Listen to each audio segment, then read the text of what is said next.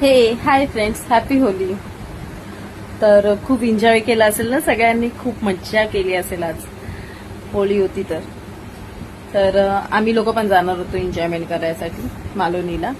अरे खूप मज्जा करे. माझ्या नवऱ्याने मला सकाळी सांगितलं पूर्ण घर तू तुझं आवरून ठेव सगळं मस्तपैकी, आणि मग आपण जाऊया तिथे एन्जॉयमेंट करायसाठी.